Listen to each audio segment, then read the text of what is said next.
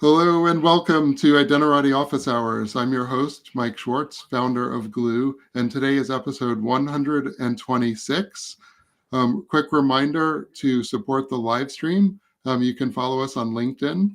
Our guest today is Eve Mailer, founder of Venn Factory, and Jacob Ideji, security solutions engineer from Cisco. And apologies, Jacob, if I got your last name wrong. Did I get it right? Yes, that is correct. Okay. Great. Before we dive into the topic today about personas, it would be great if you guys could introduce yourselves. Eve, you already introduced yourself like 2 episodes back. Uh-huh. Oh, Mike has frozen for me. Oh, oh it's my God. Mike this time. Well, I will introduce myself and hope that he'll be able to rejoin. A little bit about me. I'm going back to like the 90s and 2000s when I was about standards. I helped create XML and SAML, and that largely happened while I was at Sun Microsystems. And fast forward to the 2010s when I launched the user managed access group while I was working at Forrester, and then subsequently went to ForgeRock, where I was CTO for its final 3.5 years, something like that. And fast forward to today, I am the proprietor of Venn Factory, where I help the tech world develop irresistible identity strategies. Welcome back, Mike, to your own show.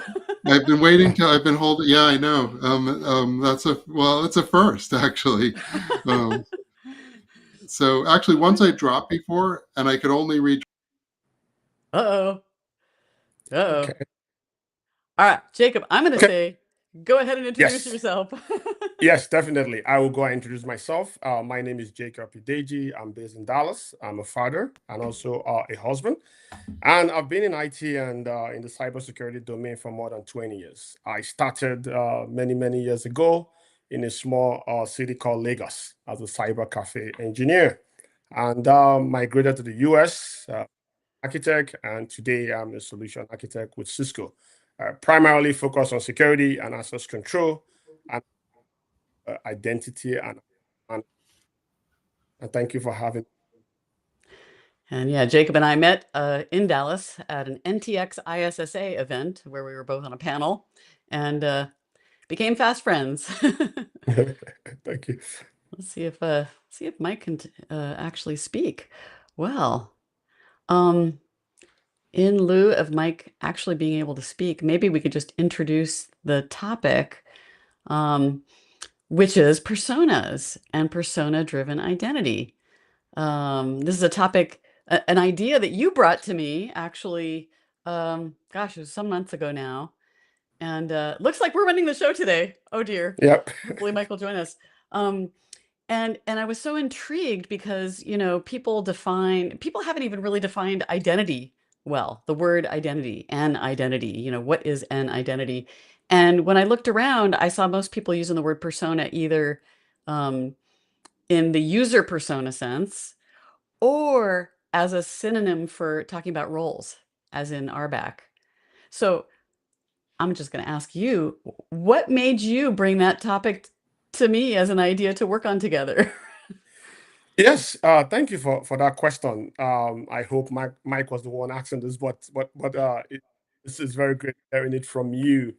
One of the things I was curious about when I talked about persona with you was purely from, as you rightly mentioned, we are used to roles, which is not the same thing as persona. Of course, we have SSO, and we continue to see that how people work and where they work from and how they access resources has changed.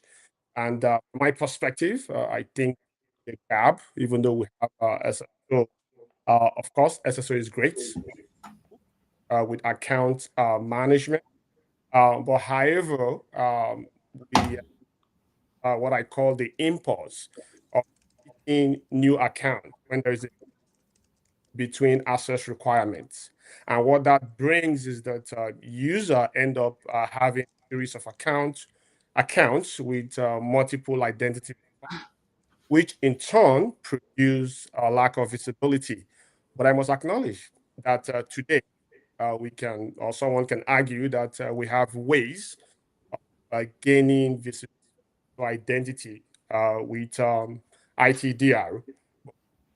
Question: the problem as it relates to persona, because it means that we are still in the ability to have a unified mental model for user identity. What does that mean? It means that for some reason we need to figure out a technical and operational way whereby we can express multiple personas the same identity. Today, the only way that we can express that is having multiple identity, giving them various personas. Yeah, how can I have the same identity or the same user in various modes? And that is the reason I brought that and see how we can push the industry forward. And honestly, so this notion of issuing another credential and then using single sign-on, we started looking at it as kind of like, well, it's not like it's just papering over a problem, but it's a lot more tactical than you'd think when you look at the challenge of people acting with different intentions in mind and just saying, here's another account for you to log in with, and then not have that be really fully visible or manageable, even with ITDR. Yeah, people are reporting Jacob's audio is also cutting out a little bit, but not as bad as Mike.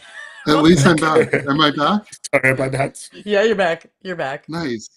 Yeah, I don't know what happened there. I tried connecting to my mobile, and and then I connected back to my Wi-Fi, but who knows? I was wondering if it was my browser, because I was talking about the old Cisco days. I was like ping 8.8.8.8 to see if I was actually connected.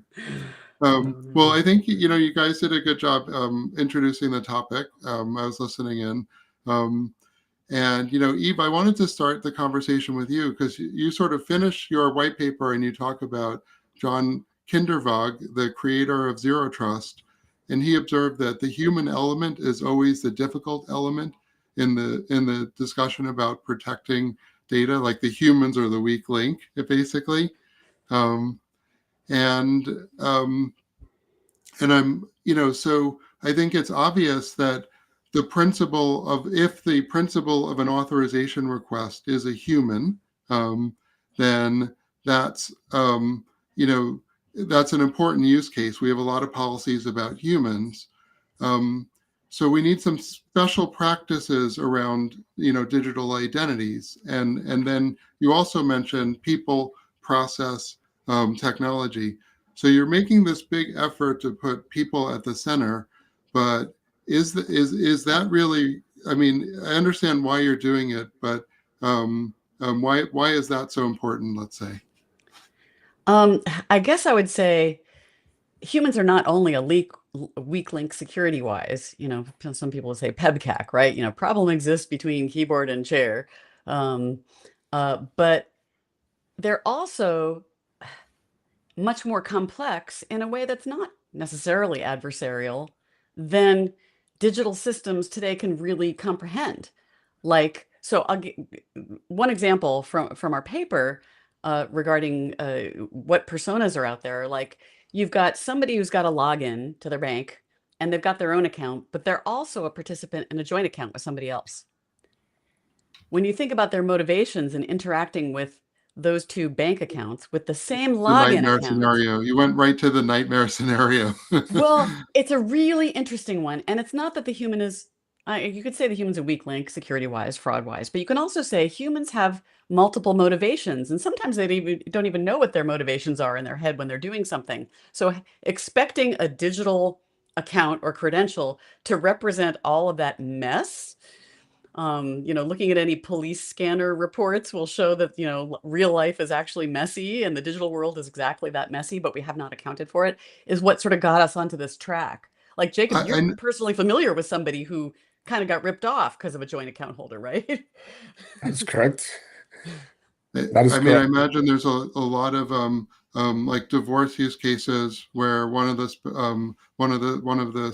spouses takes all the money out, maybe because but in the Army, we also have, it's common to issue 2 CAT cards to a person, because they have a top secret cat card when they're doing top secret stuff, and then they have a regular cat card. So that's a type of persona. But I heard two words used for this. You guys used in your white paper a term which I heard as first party fraud. And then in the Yeah. CrowdStrike report, I read a term called credential abuse. Um, is this what we're talking about here? Are both of those terms equivalent, Jacob? And what are some examples of how these things happen? Yes. So the credential abuse is a very common thing that we see in the field. I will give an experience that I have earlier this year when I was leading an incident response. They called me that, hey, they've been hacked and they need some forensic investigation. And I got on site to 10 different admin accounts from the target organization without them knowing. So the question is that, how did I get those accounts? Well, that's a secret. How did I get this? A whole different by itself. But the hope is that abuse because people might not necessarily know based on the persona or operating in, they can easily lose their credential, and the wrong person might have or get hold of those credentials and try to abuse those credentials, meaning using those credentials to something that they are not have access to. So, from CrowdStrike perspective, how do we gain or on ITDR, gain, and how can we manage that credential? Today, we focus on the technical parts with our human, and think that's what the white paper ensure. How do we provide credentials? How can we provide those credentials? So based on the operational user can know or person can know that they expect specific outcome where they interact with the system. Yeah, I'm going to I would switch. say We're this. still having some audio issues. I'm going to switch to Eve. Yeah, I And can provide some additional color commentary. yeah, So please. in the fraud world, first party fraud or friendly fraud is where, let's say, a typical one is where somebody is like doing a chargeback with a merchant, even though they used the article that they received, or they bought something, but they're like using it and then returning it, and they're basically trying to get their money back, and the merchant has very little recourse, and they're sort of left holding the bag. And friendly fraud has really accelerated, and so I see this kind of two people operating in the same joint bank account as creating the conditions for a kind of friendly fraud. But it's sort of broader than that. And credential abuse, it's kind of what I was calling in the paper, separation of personas violation, where you've got multiple credentials and you can use them for different things. And between those credentials, you can achieve some sort of privilege escalation or lateral movement. And you might be doing it accidentally, you might be doing it maliciously, but it's hard to manage a field of credentials that have been issued sufficiently to the point where you can catch all of those. And it's a really pernicious kind of thing. And it's essentially, it looks like a kind of fraud that we're not very well prepared to even check for. So I want to go back to the basics, to the cat card example, which is sort of an example of having multiple accounts. Why is multiple accounts bad? Or why is that not the same thing as achieving personas? Or what's the problem with that? You want to address this one? Yes, I Eve, why can. don't you take it? Because Jacob, we're having trouble with your audio. Okay. So Oh, I'll let you um, follow up. Yeah, I Jacob. think, and Jacob, we have a private chat. So if you want to feed questions in, let's leave Eve in the hot seat today to be the Just for a spokesman for the moment. paper. Okay. Yeah, because the audio is problem. Yeah. So So like cat cards are a really good example. And I knew somebody who had, the whole cat card necklace back in the day. The whole point was to supposedly issue one of them and have it be a kind of single sign-on. And ultimately it's been used as a security control to just issue another one. So it's not necessarily bad to have those multiple accounts, credentials.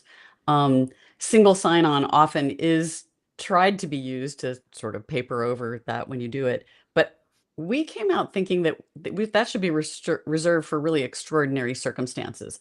And so you have this question of, do you align all the accounts, which is what, single sign-on is the first step in trying to achieve, or do you allow accounts to proliferate and then after the fact have to do a whole bunch more TDR kind of activity, right? It's what strikes me is that it's still the same person, even though I have two CAC cards. From an ITDR perspective, I still want to know it's this person doing that thing. Exactly. So, And this is um, where we haven't defined what an identity is very well over and above issuing accounts. So we kind of almost don't have a framework for, there's real world identity verification, but other than like in healthcare, you have like a master patient record number that might allow for that correlation. But the correlation abilities are kind of weak in most circumstances. And then you have the privacy questions around correlation that you have to solve anyway. So that's where we're coming down is like, oh, single sign-on is part of the problem, not as much of the problem as the proliferating accounts, but it's not the whole solution. so what are the risks for an enterprise to not really do a good job at differentiating these subtle persona differences that might, a legitimate user is logged in is asking to do something. So what are the risks if they don't understand the full context of that, of what persona they're in at that time?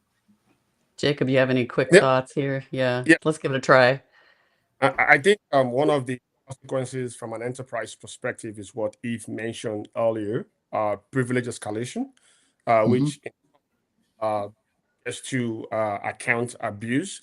But in other words, the consequences might be dire, which means either owner might be doing something maliciously or might just make a mistake together. But the problem with enterprise without defining, it might lead to either data type of incident or whatever the case might be. So there's a consequence to enterprise if personas are defined correctly and operate correctly. And I'd add there's some experiential problems as well. Like one of the reasons why we seek to unify accounts at a minimum is to reduce the burden on a user. One of our reviewers was pointing out, and we ultimately included mention of in the paper around every single account that you issue, it's a security hole, and it's also a security hole because the person is not as well able to figure out all the different logins, and they're starting to reuse passwords if you're still using passwords, which most people are. And so the experience proliferation is one of the sort of death knells, and it's bad enough for employees, but when you're not the boss of them, when it's consumers, you get other effects. You also lose the ability to, I can't count the number of conversations that I had with enterprise customers over the years around not wanting to have different accounts for a person who's an employee, but is also a customer of the same company. And roles don't really cut it when you're talking about trying to unify that, like unifying the B2B and B2C world. But I noticed that Google employees have google.com addresses and their personal address is Gmail. So I'm not sure that that's, out there that that's something that you want. I think having two different domains is maybe okay. But let's say, okay, so I'm an enterprise that wants to do the right thing. I want to build persona-aware applications. What are some of the requirements for me to actually do that? How do I do that? Good question. We actually outlined a few, and in the homework, people will also find most of these represented in the link to the article in the papers, PAYPERS, where we talked about some of the requirements. The first one is you actually have to pay close attention to fine-grained context. And some of our paper reviewers were like, well, but aren't you just saying, okay, contextual, dynamic, adaptive, authentication, and like, how is it different? Well, it's another reason to do that well. And, we felt it was a strong new reason to do those contextual kind of checks well. Second was you need to be able in your system to provide UX cues about what persona somebody has. Maybe they had the right to choose the persona, but maybe they don't have the right, but we have to start getting more clarity around what persona we think they're operating in, because it could have effects on access controls, could have an effect on, optimizing the, let's say, a dashboard.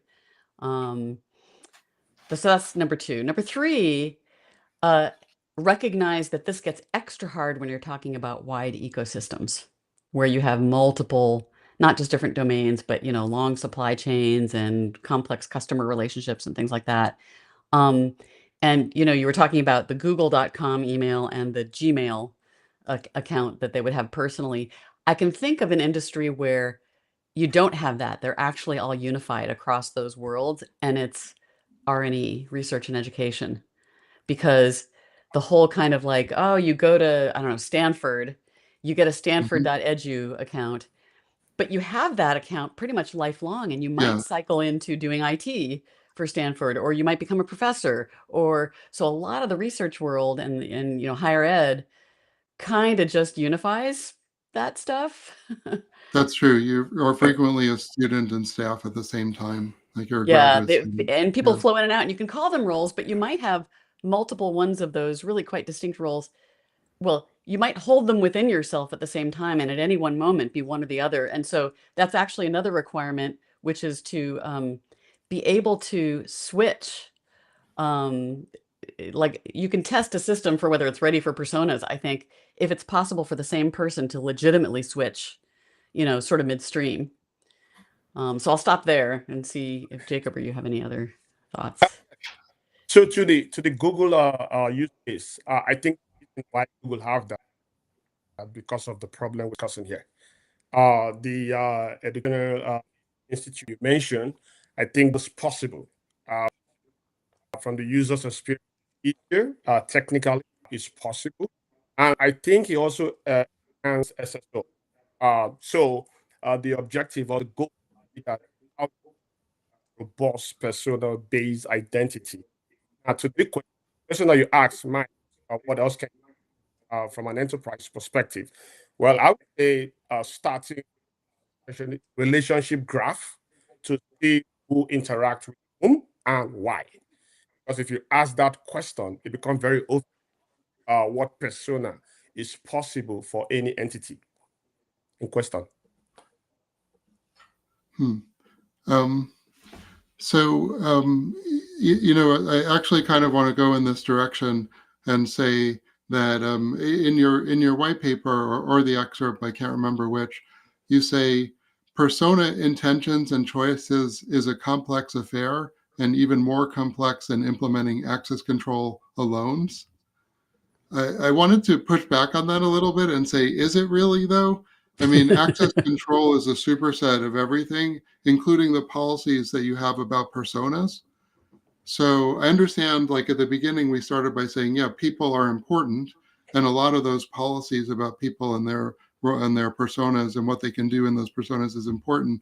But isn't it really true that what you're just saying? Isn't it just that these are complex policies that are a subset of all the Ah. policies? So I get where you're coming from. What we ended up doing is proposing a blend of access control thinking and user experience thinking, and based the specifics of the proposal on we can get a starter set of persona ideas from work that's already been done on roles.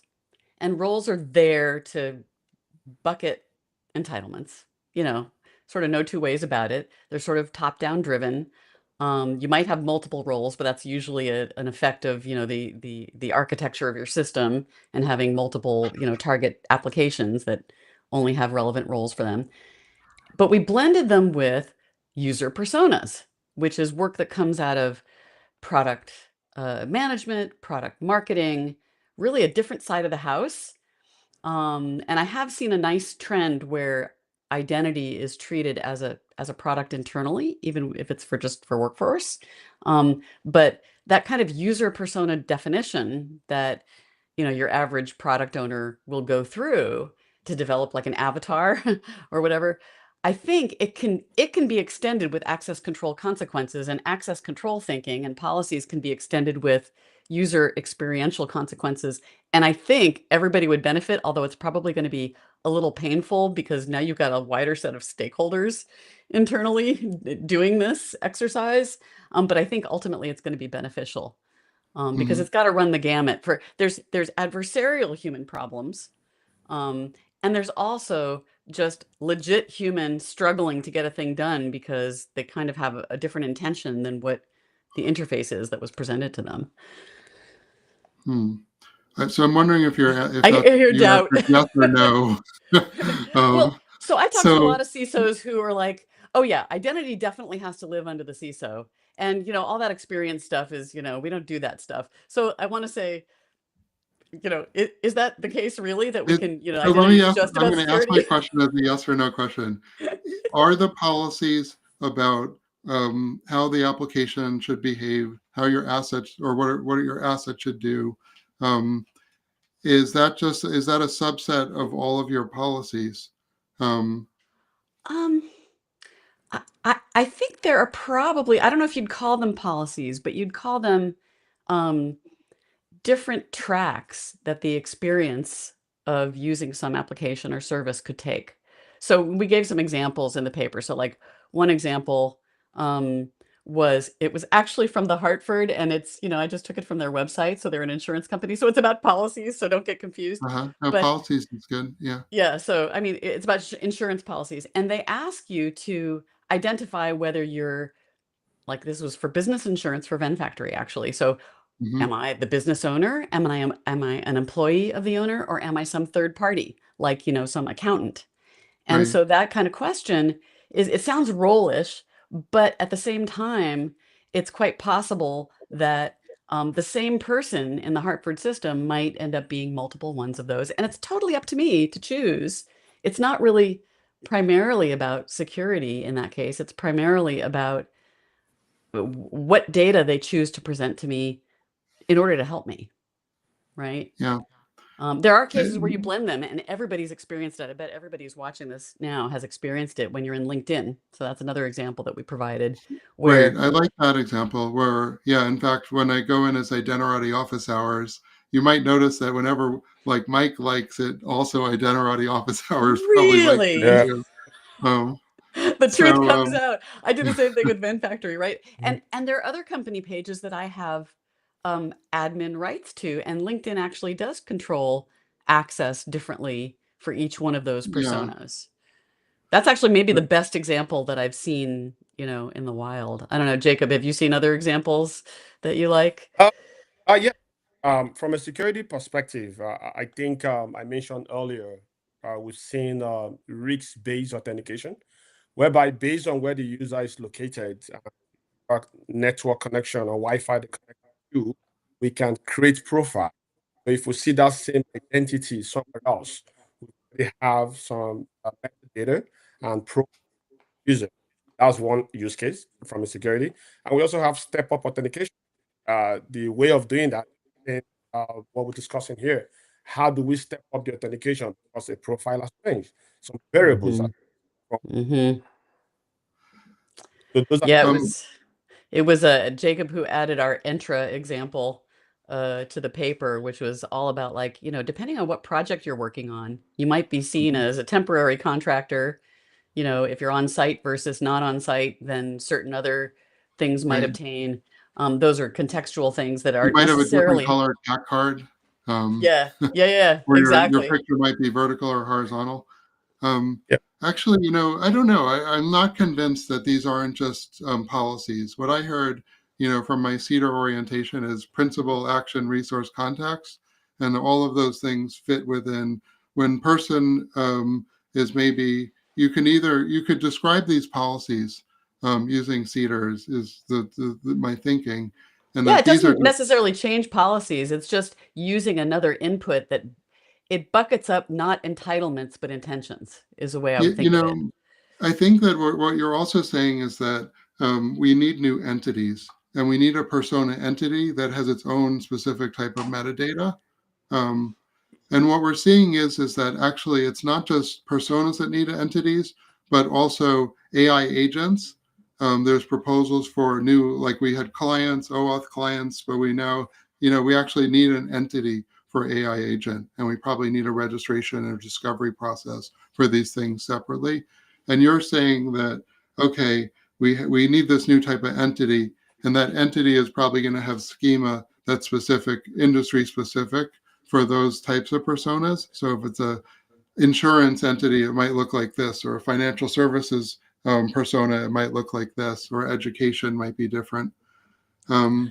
Actually, But that's, yeah. if I can follow up on that example, I was just asked by one of my by Dean Sachs. So I'm one of the co-chairs of the Death in the Digital Estate group, and it's just a community group, so it's not defining specs, but it does have some non-normative deliverables, some outputs.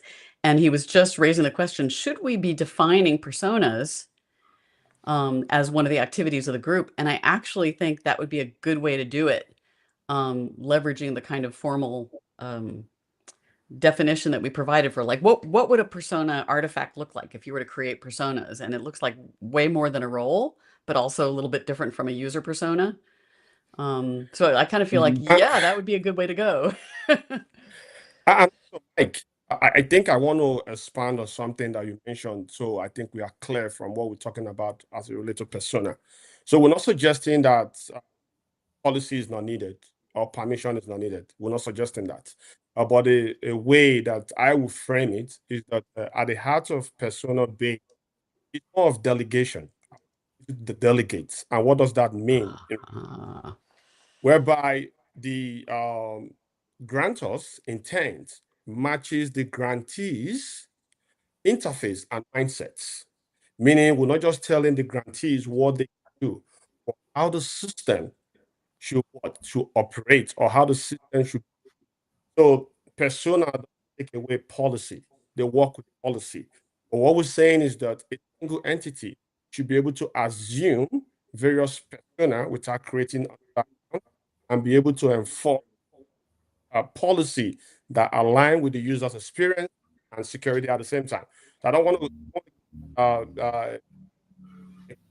That means that we say is no longer needed because of persona.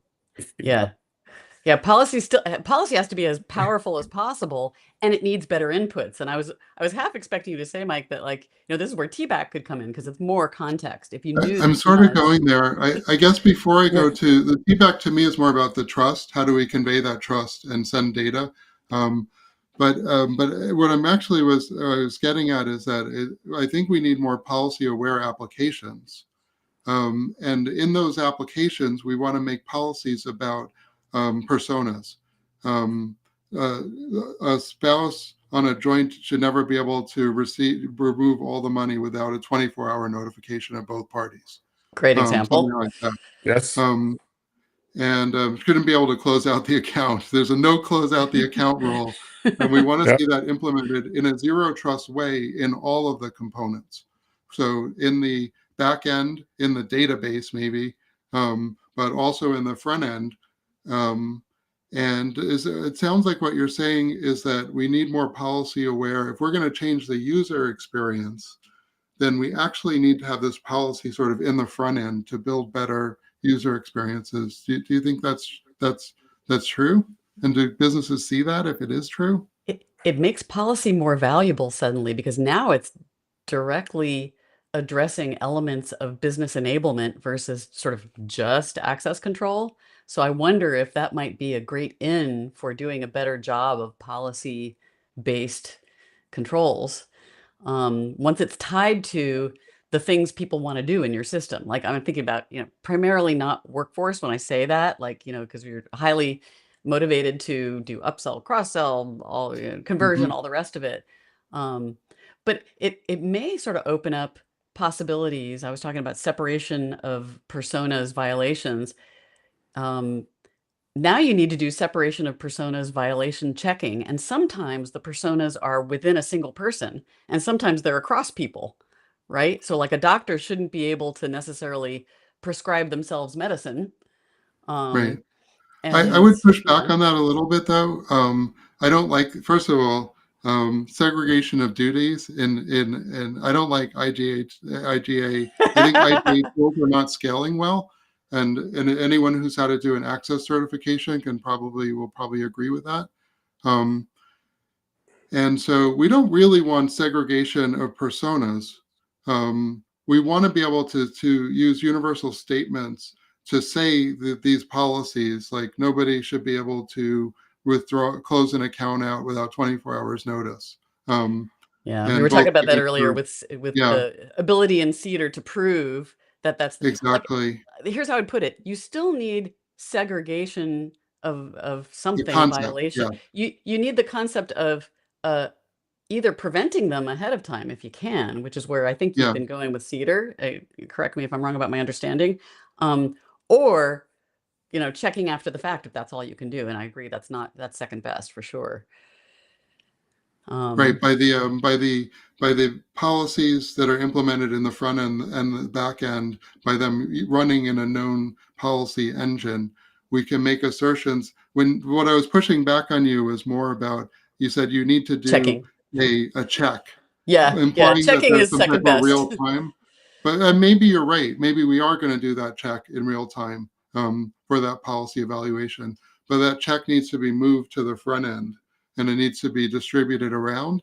And to be able to make these statements, you really need a unified policy environment, because while personas are important and while people are important, I still see people as a subset of like the things that we're dealing with when we consider software agents, non-human entities, organizations themselves as entities that have their own interests or Sure. metadata. So, Jacob, any thoughts on that? Yes. So I think I will here. The hope of uh, when an entity or a user assume a persona, the system, which is what you mentioned, application aware, policy aware, can meet the user's experience at that time of access. So from that perspective, we still need policy. They will work in conjunction with persona. But I think the main point of the white paper or the is to understand, as we create this policy, as we create this access control, we want to be of various persona or the various operational mode that an entity can, and that is more flexible from a user experience perspective, and also it supports some of the things that we do today. So to your point, yes, I agree with you. That it's not a one-sided, just but also the application. Also, we still need to change over. Oh, you're cutting out pretty bad there, Jacob. Sorry. Let's go to Eve. Yeah. And so, yeah, we were talking about, I guess, the architecture a little bit, but this is just out of curiosity. Do you think personas intersects with UMA? Where I do think they intersect, it's at that, what we used to call UMA legal, and which I blogged about recently, is the kind of the entire BLT sandwich of business, legal, technical, and particularly where Jacob was talking about the grantor and the grantee of like a delegation of authority in those use cases, which I would say quite a few persona use cases involve. When you're trying to align somebody's behavior with somebody else's desires. Oh, and he had to drop off. Oops. There he is. And he's back. UMA has some language that it developed for understanding how to have a resource owner in the OAuth stack, which includes UMA, operate on behalf of somebody else. It doesn't have technical solutions for this, but it has some good language that might point the way towards that relationship-based understanding of why you two are interacting. So I see it, like Steve Tout in the chat has talked about this difference between entitlements and intentions. When you delegate access to somebody, you're delegating access rights. When you delegate authority to somebody, you're delegating obligations. And I think that's where the intersection is in the kind of the UMA discussion of how you manage that. Also in the current AI agent conversation, it's delegating to somebody who's donning a persona of being willing to do something that is aligned with your interests, so that their intentions have to be correct when they're in that mode. And it may be that they get access to different data, they may get access to different actions and functions. Policy may determine that. So I think that Uma has introduced some language that we may find useful for describing that act of the whole on behalf of kind of element of making that happen. I want to ask a quick follow-up question to that. So our answer is always like, what kind of token should we describe in order to do this thing? Do you think we need a persona token? And who would issue that token? Is it the IDP that issues that token, or is it a third party? What kind of tokens would we need to model this? Because getting back to TBAC, if the input to policies are tokens, JWTs, what type of token asserts this metadata about a person's persona? I don't know what kind of token. We did propose how it might impact your identity record schema. Mhm. In the landscape of, you've got descriptors, you've got credentials, secret things, you've got communication handles, you've got, various permissions that, might come through roles. And where I thought that this could come into that schema picture was in the descriptor category. And so it might be something that is either divined heuristically or imposed or chosen by the user. And you could have sort of eligible personas that you keep track of, similarly to how you keep track of relationship information. I'm going to throw out a quick idea for a solution, just for fun. Go But for it. transaction tokens are pretty flexible. So perhaps if you had a bundle of transaction tokens, you could make all sorts of assertions. And so perhaps as the input to policy, you define schema for some transaction tokens that are specific about asserting information about that links a person's identity to a certain profile, or I don't know where this information would come from. But I don't know, but the thought is reuse transaction tokens, because they don't really say what the payload of that transaction token is. They only reserve sort of the plumbing. Yeah. It's a good question. I think the IDP can contribute, and I think the application probably has a lot to say about it. So those transaction tokens just keep on coming up for everything these days. So maybe they're the universal solvent of context. And that's interesting that you say that the RP might need to issue a token here, because the RP has detected through user behavior that this person is in the parent role. So the RP might be need to make an assertion, maybe even a signed assertion, or there needs to be some type of trust in the RP, and that could be really tricky. Everyone Well, always says, the but I don't RP is trust going to the be RP. authoritative for certain things that happened in the application, right? So it might make sense to have that sort of reverse channel. And there's a nice discussion here in the chat about authority credentials and authority before auth and auth-z, and I think is interesting. Yeah. Well, try and audience. I'm sorry, I try and listen to the guests, and I because I'm not Gen Z, I can't read the chat too and answer. But What, you can't do actually, 5 things at once? it's all in LinkedIn, so we'll come back and we'll have read all the comments and comment afterwards. Let's do last thoughts. Jacob, I'll give you first last thoughts. Yes, again, thank you, and this has been a great conversation. This is the start of the conversation, either from identity perspective and security perspective for me, or security. Push the envelope forward. How can we have a robust identity that is flexible from the user perspective, and also that meets policy requirements, that matches specific security outcome. And I think that what we try to address on the white paper. And again, it has been to be here, and I'm so sorry for my internet connection. First rule of Identity office hours is we don't stress about any of about bad connections. It happens all the time. Eve, last thoughts? Yeah, I too am grateful for the chance to kind of defend on the one hand and also extend the thoughts around personas together, because our attempt at putting together these thoughts in the paper it was precisely to start a conversation. Like, something seems to be missing from the human element, so let's just poke at it and see where the wasps all come out and figure it out. So I'm really grateful for that chance. Jacob and I have had a great interactive kind of collaboration on this. We might have more in the future, I understand. And so I'm excited to have this meeting of the minds between his deep expertise in things like incident response and the Identarati world. So yeah, and for what it's worth, I think it's needed. Like, we need this entity type, and we need better data. We need to be able to model these relationships. If we're going to make policies about them, then there has to be some type of token, and that's our data. And then we'll need to make policies about these. So for what it's worth, I think it's needed.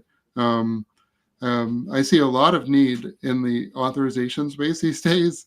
My best post this in the last week was knocking like how many MCP server implementations there are. So that if you hit a rock, you'll hit 10 of them. I want to announce the next episode. Drummond Reed is coming back to present the first person network. Show the banner. So that'll be exciting. If you want to learn what the next thing Drummond is up to, that will be on Thursday, I guess. And yeah, so with that, I will say thank you, audience. Thank you, Jacob. Thank you, Eve. And we'll see you next time. Thank you. Bye. Bye, everybody. Bye.